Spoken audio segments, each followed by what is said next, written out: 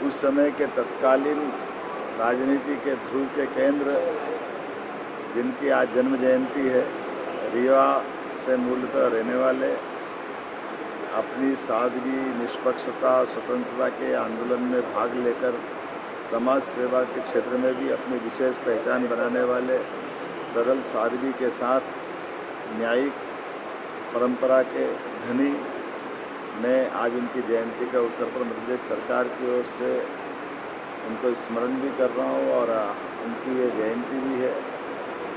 स्वर्गीय राजमाता जी के साथ आकर के उस समय की राजनीति में विपक्ष की प्रमुख आवाज़ बनकर के ये मध्य प्रदेश की जनता पे भरोसा दिलाया कि लोकतंत्र में पक्ष और विपक्ष दोनों की दृष्टि से अब बदला हुआ समय है। राज व्यवस्था के बजाय लोकतांत्रिक परंपरा की वो मध्य प्रदेश की उत्कृष्ट मिसाल बने, मेरी अपनी ओर से उनको पुण्य स्मरण।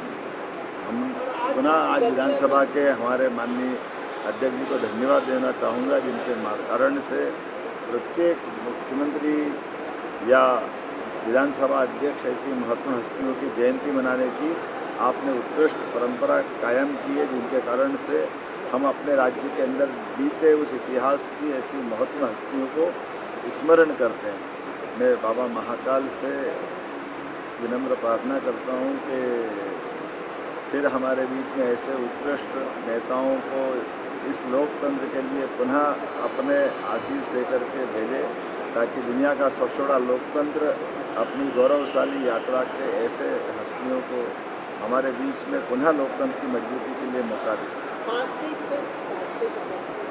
जैसे आपकी जानकारी में है, माननीय प्रधानमंत्री ने परसों अनाउंस किया और मध्य प्रदेश उन राज्यों में से जिसने सबसे पहले हमेशा कोई भी निर्णय प्रधानमंत्री का होता है और उसको लागू करने वाला पहला राज्य मध्य प्रदेश बनता है।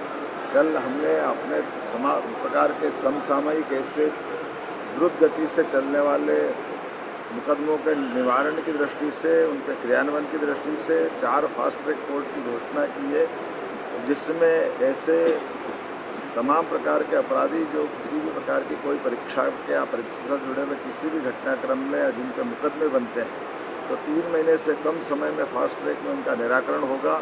मुझे इस बात का संतोष है कि कल ही हमने सुबह ऑर्डर निकाला और शाम को हमने इंदौर, भोपाल, ग्वालियर, जबलपुर चारों स्थानों पर 4 फास्ट ट्रैक कोर्ट की स्थापना कर दी। माननीय कार्यवाहक चीफ जस्टिस ने भी इससे संबंधित आदेश जारी कर दिए। ये हमारे माननीय प्रधानमंत्री जी की भावना भी है और हम सब सदैव अपने विद्यार्थियों के साथ हैं। विद्यार्थियों के लिए ही माननीय प्रधानमंत्री जी ने जैसे ही लगा तो उनने एग्ज़ाम भी निरस्त कराई, कठोर कार्रवाई भी की और लगातार कार्रवाई भी जारी है। हमारी पूरी सहानुभूति विद्यार्थियों के साथ है। नीट के मसले को लेकर के आगामी समय में भी और अच्छी प्रकार से परीक्षा संपन्न हो। ये भी मैं उल्लेख करना चाहूँगा कि माननीय प्रधानमंत्री जी के कार्यकाल में ही हमारे मेडिकल कॉलेजों की संख्या भी डबल से ज़्यादा हुई। विश्वविद्यालय भी 641 विश्वविद्यालय थे, आज की स्थिति में 14 से ज़्यादा विश्वविद्यालय हुए हैं। 50,000 के आसपास मेडिकल की सीटें थी, आज वो लाख से ऊपर यूजी पीजी की सीटें अलग अलग प्रकार से बढ़ी है, डबल से ज़्यादा हुई है। हर प्रकार के विद्यार्थियों के लिए माननीय प्रधानमंत्री के मन में सकारात्मक भाव है और हम उम्मीद करेंगे प्रधानमंत्री जी और केंद्र सरकार जो करेगी बेहतर।